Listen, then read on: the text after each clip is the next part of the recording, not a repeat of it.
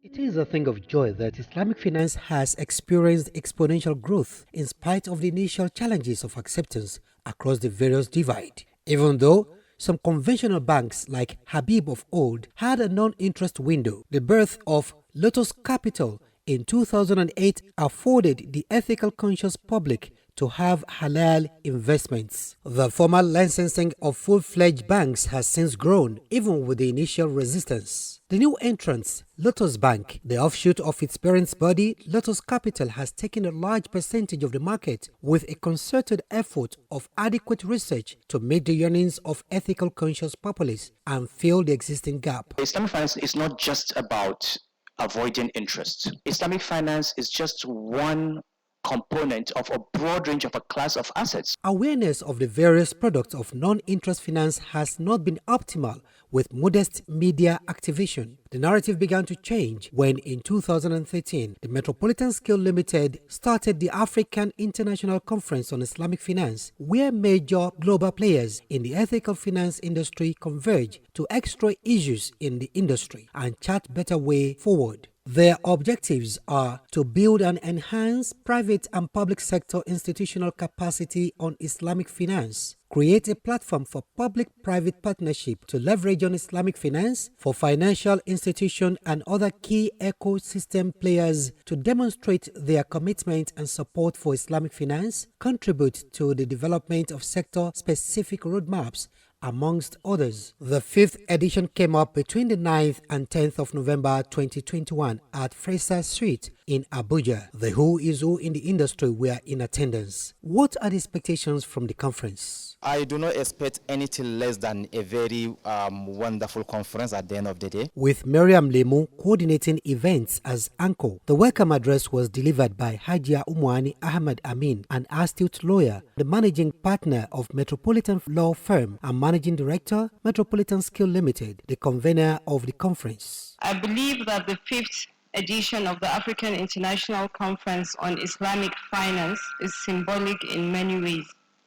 It represents a strong and enduring commitment by the Islamic finance industry stakeholders. Together, we can continue to improve trade and economic partnerships that create jobs and opportunities in the real sector through Islamic finance. The conference was endowed with 3 keynote speakers. First to speak was the 14th Emir of Kano. He is credited with the licensing of Islamic Bank in Nigeria during his tenure as governor of CBN. His Royal Highness Sanusi Lamido Sanusi. Within a period of almost 4.5 decades now, it has grown from a niche to a mainstream financial intermediation system, growing in number of institutions offering its ethical financial services, growing also in asset size, geographical spread, and overall development, both in terms of regulation as well as in the existence of supportive infrastructural institutions. In his own speech, the Vice President and Country Operations of Islamic Development Bank and former Finance Minister of Nigeria, Mr. Mansour Mukhtar, hinged his speech on the role of Islamic finance, sukuk, risk-sharing project financing, and more. Infrastructure enables trade,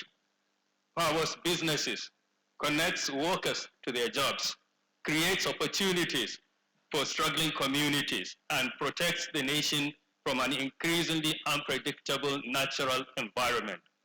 From private investment in telecommunication systems, broadband network, freight, railroads, energy projects and pipelines, public spending on transportation, water, buildings and parks, infrastructure.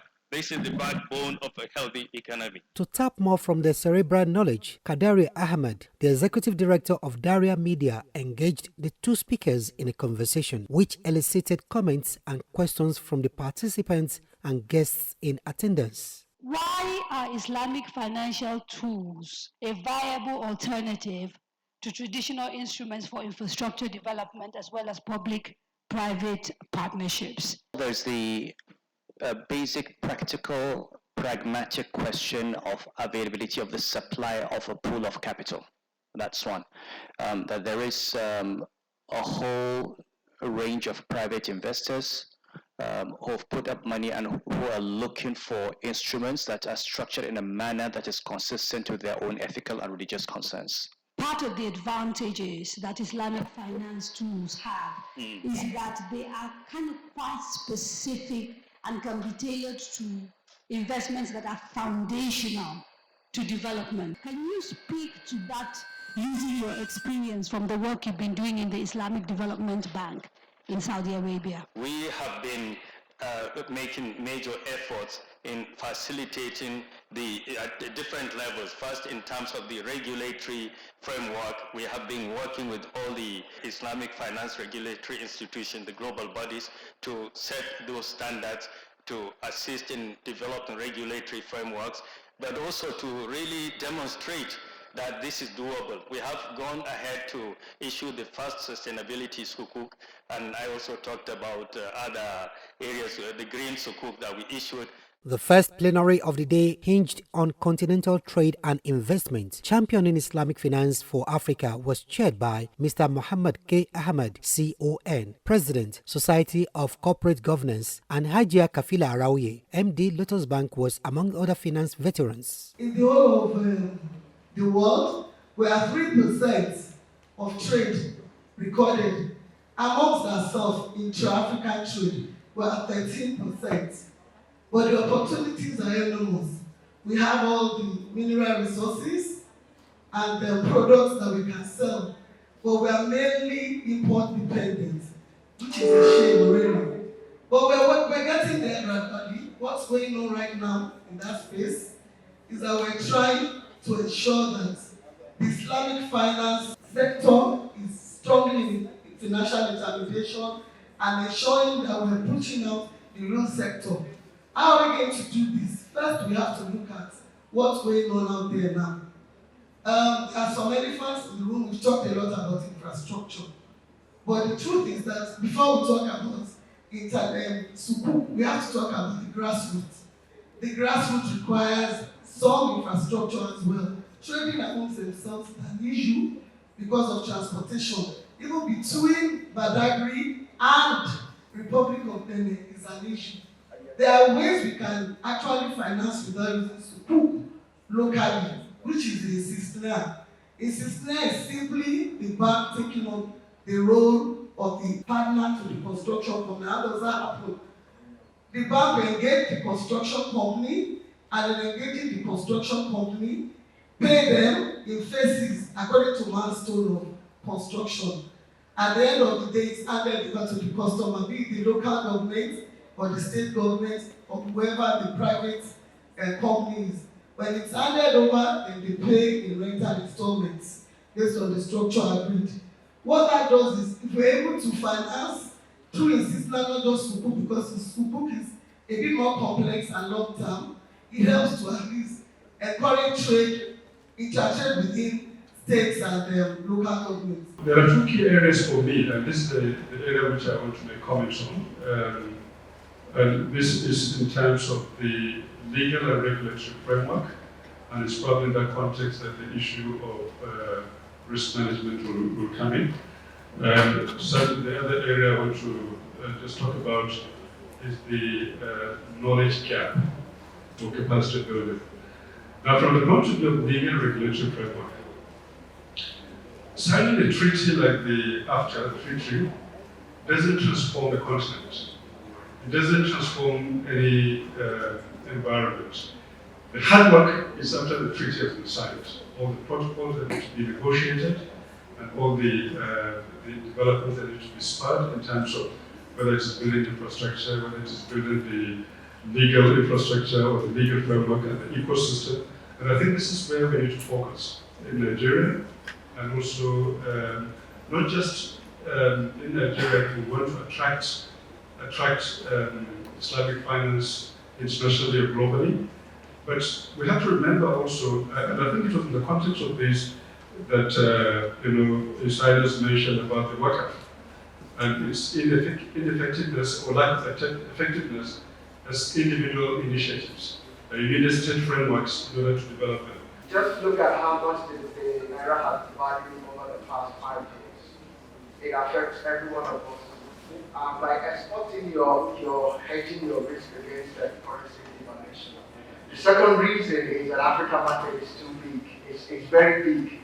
1.2 billion people, $3.4 trillion dollar economy. While the session was in progress, the special guest of honor and the Honorable Minister of Finance delivered her remarks with focus on the milestone of the federal government in the promotion of ethical financing from the Sukuk, the National Theatre concession, relocation of Ikoyi Correctional Center. She rounded off with the counsel to all players to improve on the enlightenment and media activation for more awareness. The federal government of Nigeria took a number of measures. One of the measures that we had to take was the launching of the Nigeria Economic Sustainability Plan, the 2.3 trillion package, which was designed to stabilize the economy, to provide support to the citizens, and to ensure that the impact of the COVID-19 pandemic, and in our case also the crash in the crude oil price, is minimized. The key benefits that I see coming out of this conference is the awareness that will be created of the various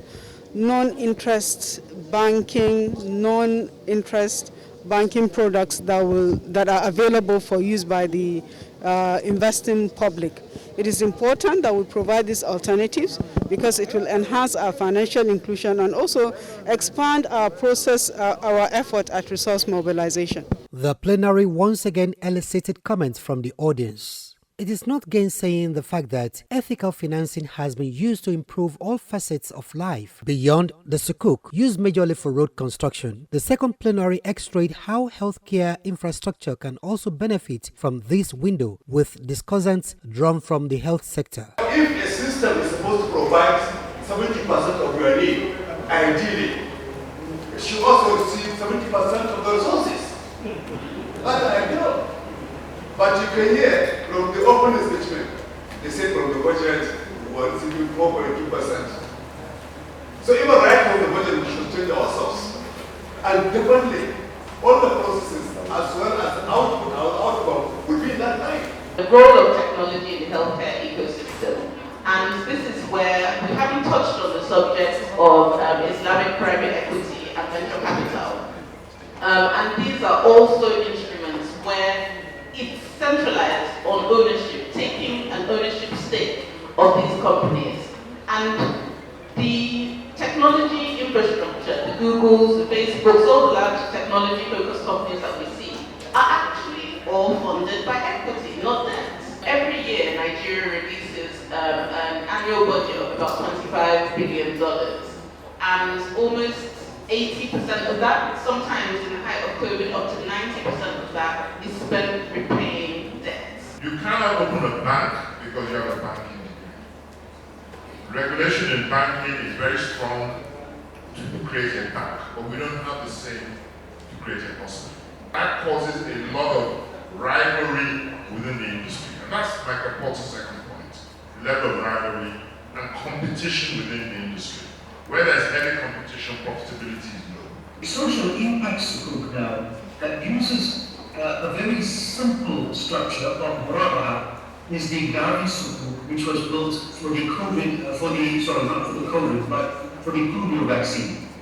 And this is a potential for COVID vaccine funding for countries that are still struggling to overcome pandemic. Some state governments have also holistically embraced ethical financing, with Kebbi State blazing the trail. Kebbi State maybe is the biggest depositor of Jaiz Bank. So in a way, maybe we are investing in Jaiz Bank.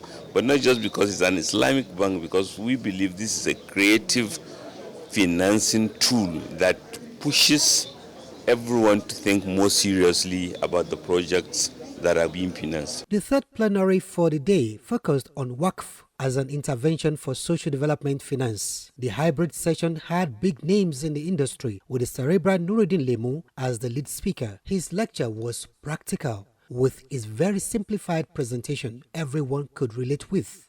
Waqf is where you are able to preserve, and I'll use the metaphor of the dam. You're able to keep that water there, continue using it for irrigation, etc., and the dam never dries. This idea of having capital continue to grow and also ensuring it is bringing benefit. The challenge is how to keep it from one generation to the next. Ideally under Waqf, if you give land, it stays as land. However, if it is clear it will not fulfill its purpose, then just as changing chickens to goats, goats to cattle, it is allowed to change the purpose if that is in the best interest of the purpose, or what is called the maqasid.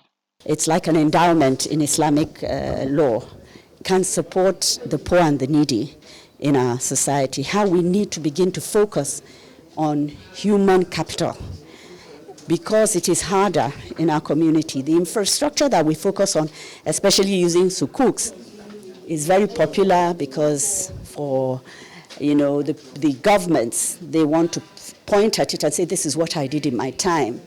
But the measurement of performance, of improvement, takes time. So this is where Waqf comes in very useful. And it is just as important as the infrastructure. Activities of the conference commenced on the second day with presentation of keynote speeches and the plenary of major players sharing experiences on the African Islamic finance from Nigeria. The comment and interactive session once again opened more vista for all to understand. From 2013, when people did not really understand Islamic finance, gradually, and people did not have confidence in our ability to be able to mobilize people, we have on this one tried to upgrade the conference. Every time we have this conference, its prestige gets higher.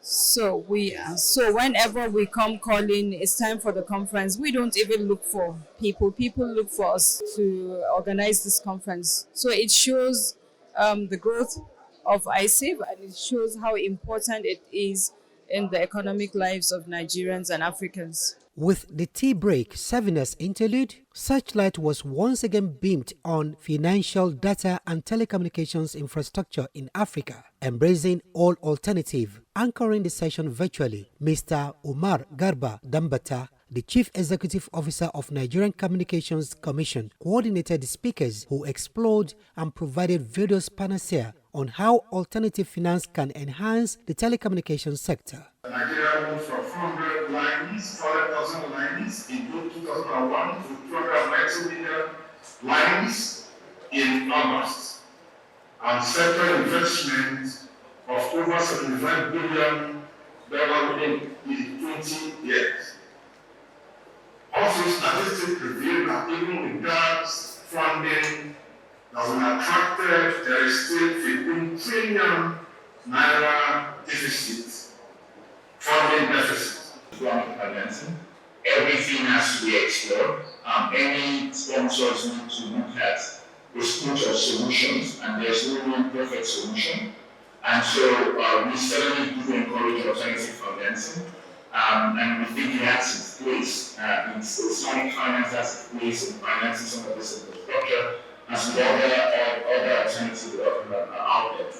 And so it is a welcome development that we are making this push within the financing space to look at the diversified financing base. The third plenary for Day 3 on non-interest capital, old game, new money, had some pioneers on the hybrid panel with Hajara Adeola, CEO of Lotus Capital, and Bashir Ushudi, amongst others. Right now in Nigeria, the size of the debt markets, if you like bonds, is about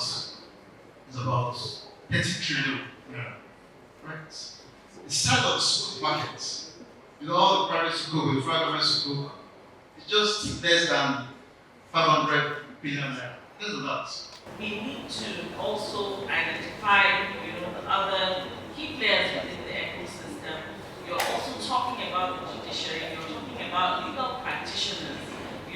People have been, past leaders have spoken to, the need to improve knowledge and capacity building, for this to work. This is very, very key. When you have lawyers that don't understand these products or, the contract requirements, even if the legal and regulatory environment provides standards, provides, requirements, the lawyers need to understand this to be able to play a role. We have the support that ensures that funds are not just general obligation bonds. It's just not money that can be spent without effort. It's not money that can be spent on important debt service or recurrent expenditure. It's money that is going toward things to impact our society.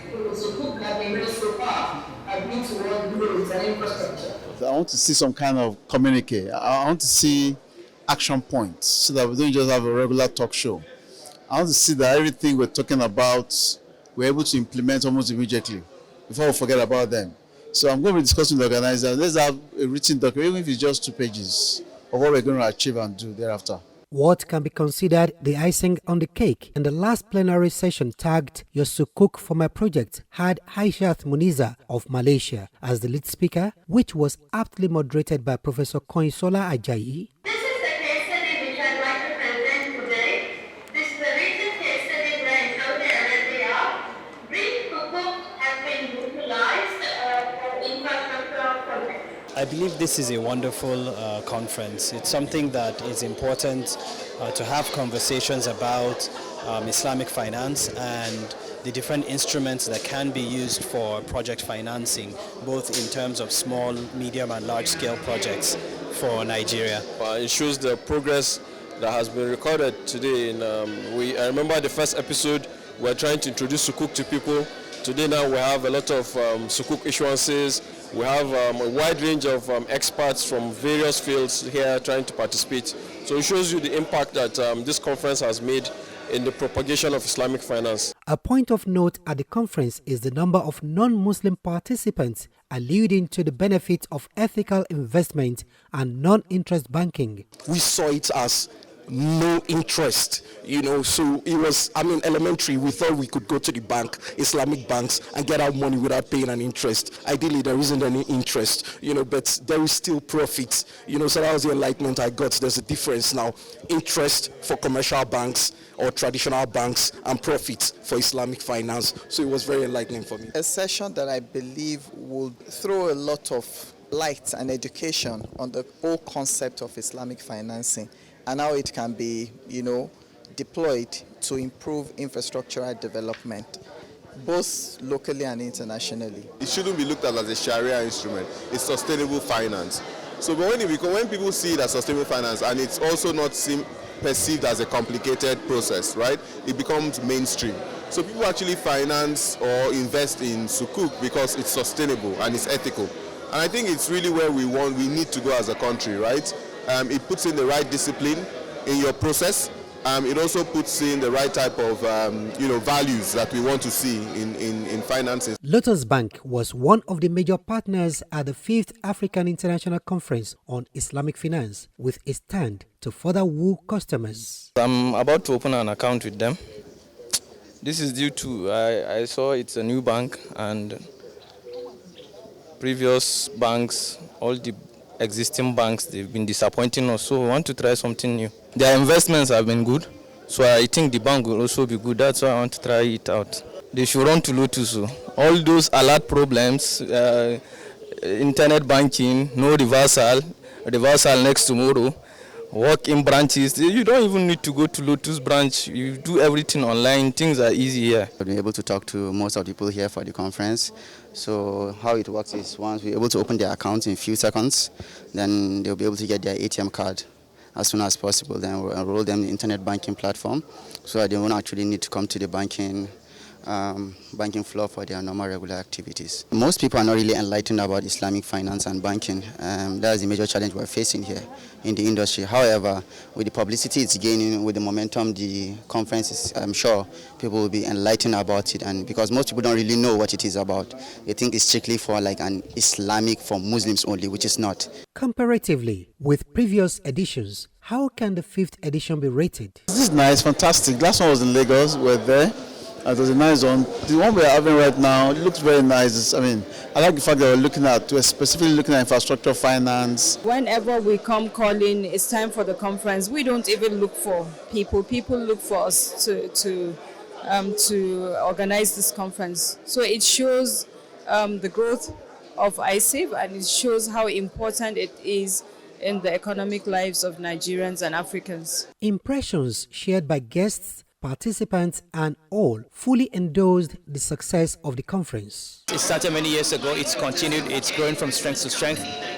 We've seen the growth of the industry, the growth of practitioners, and new ambition to move the frontiers forward. So I wish the industry the best. They brought out the issues, and they brought out the systemic appreciation that this is a growing field that we can embrace and do better in. It is timely, well organized, well attended, and I believe is the beginning of sensitization and many more good things to come. It's a good event because in the first instance it provides opportunity for innovative financing, for our infrastructure, for businesses. So this is the direction, this should be the direction of travel, at least as distinct from traditional means of financing. This is a good opportunity that we should explore further. It's something that we need to continue to engage. Islamic finance is still growing in Nigeria, but alhamdulillah, we've reached certain critical mass, and I believe what we need to do is look at some of these constraints, awareness, additional products, reaching out to particularly SMEs, the lower part of the society, so that they can understand, appreciate, and also access capital. I'm very interested in the financing of agri-business especially, and as you know, a lot of the farmers, if you like, or producers are averse to interest. So this is very welcome because this will now help to bring financing into the agriculture sector. It's going well. The critical topics are being discussed.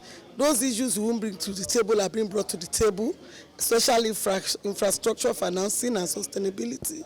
So this is a session we must continue to have. It's very educational, but importantly is the advocacy that is key, and then the capacity building and knowledge sharing. As the newest entrant in the non-interest banking in Nigeria, how would you rate Lotus Bank? STL Trustees is also trustees to Lotus Halal Fund. So we act as trustees on their Halal Fund. So yes, Lotus Bank is an offshoot, right, of a Lotus Capital. So yes, we are actually counterparties. This is going to help to develop, and as you see, it's going to have a domino effects, and there will be more, the economy will grow, and hopefully will diversify this economy which badly we need to do that. The more the merrier, I would say, and I think it's better for Lotus Bank to join. When I was there, it was just one bank. Now we've got several that have come, and we welcome the emergence of Lotus, and we hope that we'll see more and more come up. With slogan of a breath of fresh air, how will Lotus Bank provide value addition to ethical financial practice in Nigeria? When you look at a breath of fresh air, it's something new, it's something different, it's something welcome. And what we want to do in this space is those things that are missing already. We talk about education of the people, understanding what Islamic finance is about. We'll start that breath of fresh air from there. Then bringing on board those who are not yet on board, which is those who have not been included in the financial sector, is another breath of fresh air, because we'll make financing easy for them. We'll make financial intermediation understandable to them. We'll make them understand that banking is for them and that they have to embrace banking to grow. We wish the Metropolitan Skills Limited, the convener of the 5th African International Conference on Islamic Finance, and all their partners, including Lotus Bank, more successes in their future endeavors. Amen.